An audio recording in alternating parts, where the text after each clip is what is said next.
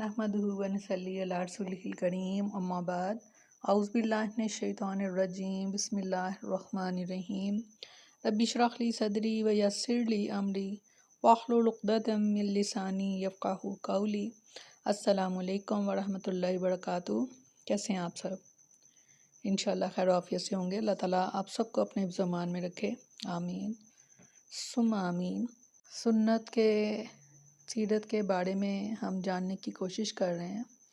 तो यह है कि अरब में कुछ जो अदयान और मज़ाहिब थे, क्योंकि आम बशिंदगाने अरब जो थे वो हज़रत इस्माईल अलैहिस्सलाम की दावत और तबलीग के नतीजे में दीन इब्राहीम के पैरू थे, इसलिए सिर्फ़ अल्लाह की इबादत करते थे और तौहीद पर कारबंद थे। लेकिन वक़्त गुज़रने के साथ साथ उन्होंने खुदाई दर्स और नसीहत का एक हिस्सा भुला दिया। फिर भी इनके अंदर तौहीद और कुछ दीन इब्राहीमी के शायर जो थे वो बाकी रहे। तान का बनु ख़ज़ा का सरदार अमरू बन लही मंज़िर आम पर आया। इसकी नशोनुमा बड़ी नेकोकारी और सदका खैरात और दीनी अमूर से गहरी दिलचस्पी पर हुई थी, इसलिए लोगों ने इसे मोहब्बत की नज़र से देखा और उसे अकाबर उलमा और फाज़िल औलिया में से समझकर इसकी पैरवी की। फिर इस शख्स ने मुल्क शाम का सफ़र किया, देखा तो वहाँ बुतों की पूजा की जा रही थी। उसने समझा ये भी बेहतर और बरहक है, क्योंकि मुल्क शाम पैगम्बरों की सरजमीन और आसमानी किताबों की नज़ूल गाह थी। चुनाचे वह अपने अंदर अपने जो साथ जो था वो हुबल बुत भी ले आया और उसे खाना काबा के अंदर नस्ब कर दिया और अहले मक्का को अल्लाह के साथ शिर्क की दावत दी। अहले मक्का ने इस पर लब्बैक कहा। इसके बाद बहुत जल्द बाशिंदगान हिजाज भी अहले मक्का के नक्श कदम पर चल पड़े, क्योंकि वो बैतुल्लाह के वाली और हरम के बाशिंदे थे। इस तरह अरब में बुत परस्ती का आगाज़ हुआ। हुबल के अलावा अरब के कदीम तरीन बुतों में से मनात है। ये बहर अहमद के साहिल पर कुदैत के करीब सल्लल में नस्ब था। इसके बाद ताइफ में लात नामी बुत वजूद में आया। फिर वादी नखला में उज़्ज़ा की तनसीब अमल में आई। ये तीनों अरब के सबसे बड़े बुत थे। इसके बाद हिजाज के हर खित्ते में शिर्क की कसरत और बुतों की भरमार हो गई। कहा जाता है कि जिन यानी अमरू बिन लही के ताबिया थे, इसने बताया कि कौम नूह के बुत यानी वद, सवा, यगूस, याऊक और नसर जद्दा में मदफून हैं। इस इत्तला पर उमरू बिन लही जद्दा गया और इन बुतों को खोद निकाला। फिर इन्हें तहामा लाया और जब हज का ज़माना आया तो इन्हें मुख्तलिफ़ कबाइल के हवाले किया। ये कबाइल इन बुतों को अपने अपने इलाके में ले गए। इस तरह हर कबीले में फिर हर घर में एक एक बुत हो गया। इस्तग़फ़ार। फिर मुशरिकीन मक्का ने मस्जिद हराम को भी बुतों से भर दिया।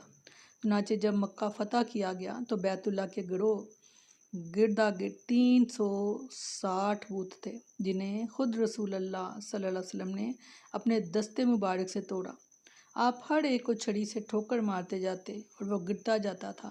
फिर आप सल्लल्लाहु अलैहि वसल्लम ने हुक्म दिया, इन सारे बुतों को मस्जिद हराम से बाहर निकाल कर जला दिया जाए। गर्ज शिर्क और बुत परस्ती अहले जाहलियत के दीन का सबसे बड़ा मज़हर बन गई थी, जिन्हें गुमंड था कि वह हज़रत इब्राहीम अलैहिस्सलाम के दीन पर हैं। फिर अहले जाहलियत के यहाँ बुत परस्ती के कुछ ख़ास तरीके और मरासम भी राज थे, जो ज़्यादातर अमरू बिन लही की इख्तरा थे। अहले जाहलियत समझते थे कि अमरू बिन लही की इख्तराआत दीन इब्राहीमी इस्तग़फ़ार में तब्दीली नहीं बल्कि बिद्दत हसना है। झेल में हम अहले जाहलियत के अंदर राज बुत परस्ती के चंद अहम मरासिम का जिक्र कर रहे हैं। दौरे जाहलियत के मुशरिकीन बुतों के पास मुजावर बनकर बैठे थे, इनकी पनाह ढूंढते थे, इन्हें ज़ोर ज़ोर से पुकारते थे और हाजत रवाई और मुश्किल कुशाई के लिए इनसे फरियाद और इल्तिजाएं करते थे और समझते थे कि वो अल्लाह से सिफारिश करके हमारी मुराद पूरी करा देंगे। दूसरा, बुतों का हज और तवाफ़ करते थे, इनके सामने इज्जत और नियाज से पेश आते थे और इन्हें सजदा करते थे। इस्तग़फ़ार। तीसरा, बुतों के लिए नजराने और कुर्बानियाँ पेश करते और कुर्बानी के इन जानवरों को कभी बुतों के आस्थानों पर ले जाकर ज़िबा करते थे और कभी किसी भी जगह ज़िबा कर लेते थे, मगर बुतों के नाम पर ज़िबा करते थे। ज़िबा की इन दोनों सूरतों का जिक्र अल्लाह ताला ने कुरान मजीद में किया है। इरशाद फरमाया, मा ज़ुबिहा अला नसब, यानी वो जानवर भी हराम हैं कि जो आस्थानों पर ज़िबा किए गए हों। दूसरी जगह इरशाद फरमाया, यानी उस जानवर का गोश्त मत खाओ जिस पर अल्लाह का नाम ना लिया गया हो। चौथा, बुतों से तकर्रब का एक तरीका ये भी था कि मुशरिकीन अपनी सवाबदीद के मुताबिक अपने खाने पीने की चीज़ों اور اپنی کھیتی اور چوپائے کی پیداوار کا ایک حصہ بتوں کے لیے خاص کر دیتے تھے۔ اور اس سلسلے میں ان کا دلچسپ رواج یہ تھا کہ وہ اللہ کے لیے بھی اپنی کھیتی اور جانوروں کی پیداوار کا ایک حصہ خاص کرتے تھے۔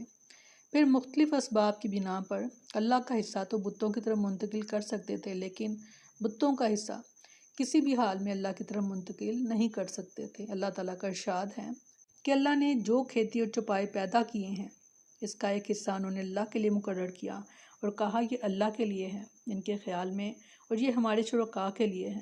تو جو ان کے شرکاء کے لیے ہوتا ہے وہ تو دون اللہ کو نہیں پہنچتا، مگر جو اللہ کے لیے ہوتا ہے وہ ان کے شرکاء تک پہنچ جاتا ہے۔ کتنا برا ہے وہ فیصلہ جو یہ کرتے ہیں۔ استغفار۔ پانچواں، بتوں کے تقرب کا ایک طریقہ یہ بھی تھا کہ وہ مشرکین کھیتی اور چوپائے کے اندر مختلف قسم کی نظریں مانتے تھے۔ ان مشرکین نے کہا کہ جو چوپائے اور کھیتیاں ممنوع ہیں انہیں وہی کھا سکتا ہے جسے ہم چاہیں۔ ان کے خیال میں اور یہ وہ چوپائے ہیں جن کی پیٹھ حرام کی گئی ہے، نہ ان پر سواری کی جا سکتی ہے، نہ سامان لادا جا سکتا ہے، اور کچھ چوپائے ایسے ہیں کہ جن پر یہ لوگ اللہ پر افتراء کرتے ہوئے استغفار اللہ کا نام نہیں لیتے۔ انہی جانوروں میں بحیرہ، صائبہ، وسیلہ اور حامی تھے۔ ابن اسحاق کہتے ہیں کہ بحیرہ صائبہ کی بچی کو کہا جاتا ہے، اور صائبہ اس اونٹنی کو کہا جاتا ہے جس سے 10 بار پے در پہ مادہ بچے پیدا ہوئے ہوں اور درمیان میں کوئی نر نہ پیدا ہو۔ ایسی اونٹنی کو آزاد چھوڑ دیا جاتا تھا، اس پر سواری نہیں کی جاتی تھی، اس کے بال نہیں کاٹے جاتے تھے، اور مہمان کے سوا کوئی اس کا دودھ نہیں پیتا تھا۔ اس کے بعد یہ اونٹنی جو مادہ بچہ جنتی اس کا کان چیر دیا جاتا اور اسے بھی اس کی ماں کے ساتھ آزاد چھوڑ دیا جاتا۔ اس پر نہ سواری کی جاتی، نہ اس کے بال کاٹے جاتے، اور مہمان کے سوا کوئی اس کا دودھ نہ پی سکتا۔ یہی بحیرہ ہے اور اس کی ماں صائبہ ہے۔ انشاءاللہ کل